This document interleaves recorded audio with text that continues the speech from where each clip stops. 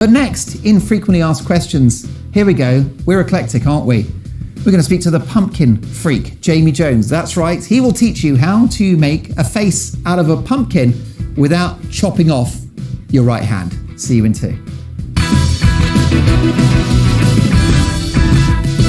It's time now for FAQs, Frequently Asked Questions, in which we take a deep dive into a specific topic in or around the news. With Halloween just around the corner, who hasn't almost lost their hand trying to carve out a face in a pumpkin? Left hand, right hand. Well, it's quite a skill. So who better to speak to than a professional pumpkin carver? The so-called pumpkin freak joins us now. It's the one, the only, Jamie Jones. How's it going? You okay? Listen, I'm very well. And you are not an artisan. You're an artist. Well, yeah, I'd say pumpkin carver rather than artist, to be honest with you. So, well, look, when did you become interested in carving pumpkins, Jamie? So it was about 10 years ago. We had a Halloween party.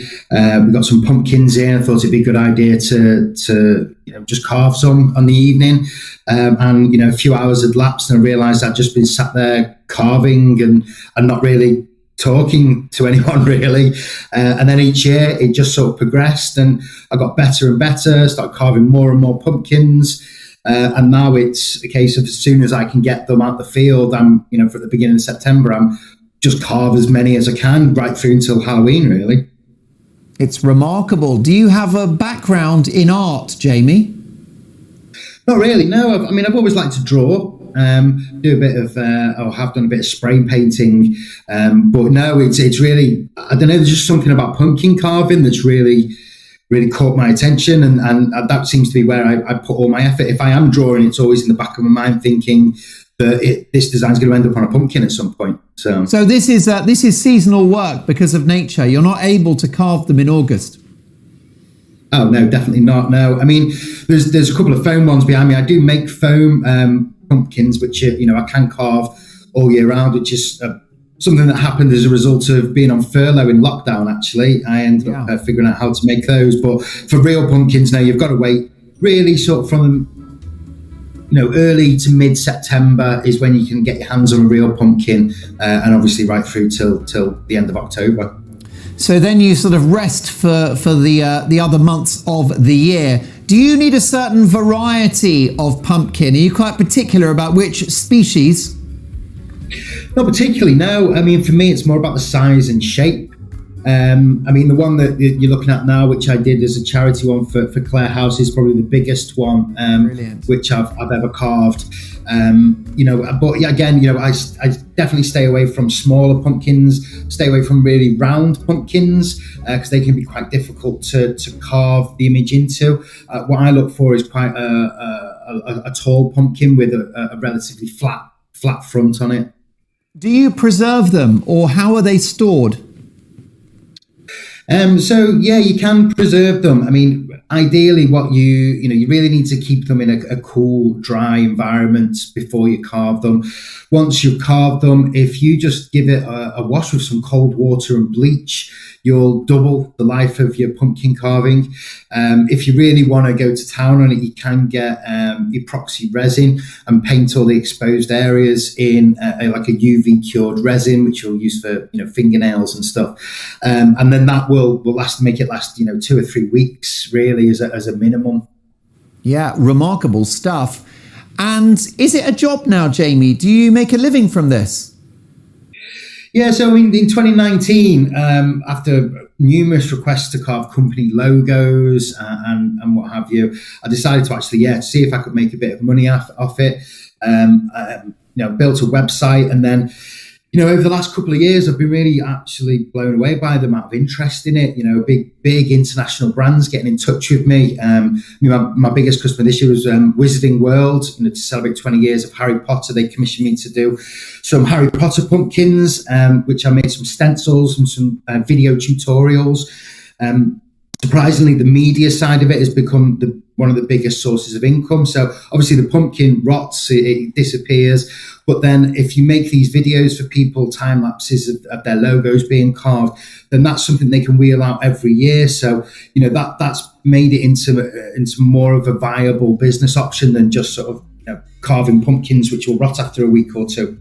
Well, no, good luck to you. It's a great skill you have. So what's your website called?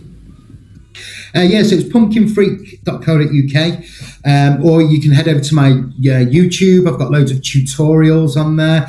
A big part of what I want to do is sort of help other people to carve better pumpkins as well. The last couple of years, it's got that busy that I've actually started to try and recruit other carvers into it, and I've got another 2 that sort of help me out now.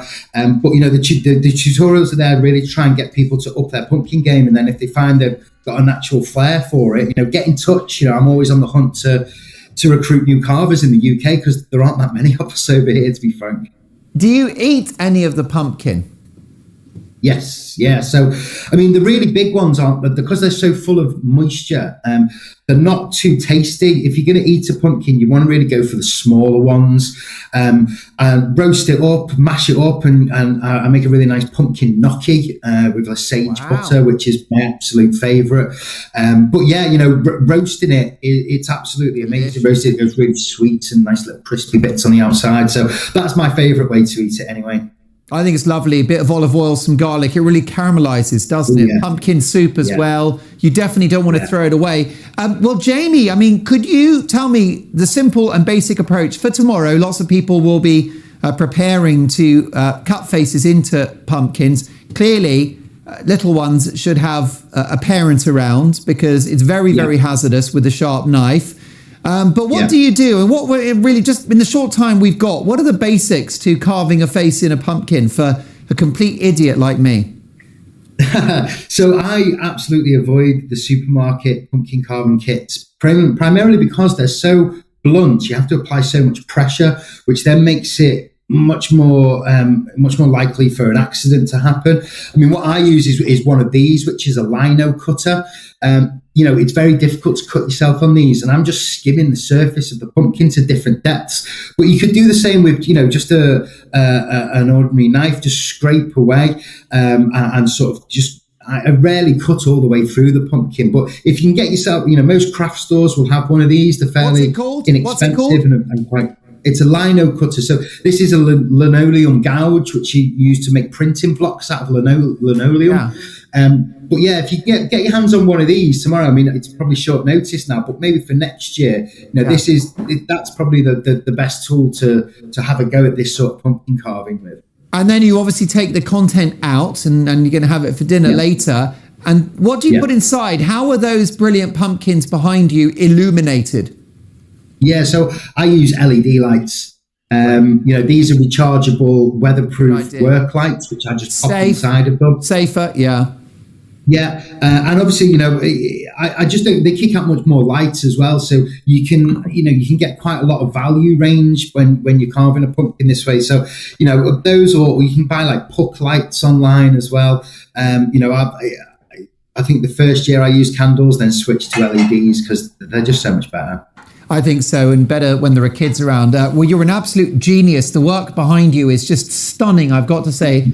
It's a remarkable talent that you've got. The website is pumpkinfreak.co.uk, or go to YouTube and search the very same set of words. Jamie Jones, thank you, and good luck tomorrow. You'll be quite busy tomorrow. It's like Christmas Day for you. So tomorrow's a day off. I've been busy all week running up to this. So and it's all done now. Tomorrow. It's all done. Yeah. Brilliant. Look, lovely to meet you, and congratulations. Let's speak in a year's time, and I might have a go at doing a bit of pumpkin carving, see how I get on. Thanks very, very much indeed, Jamie. Lots to come.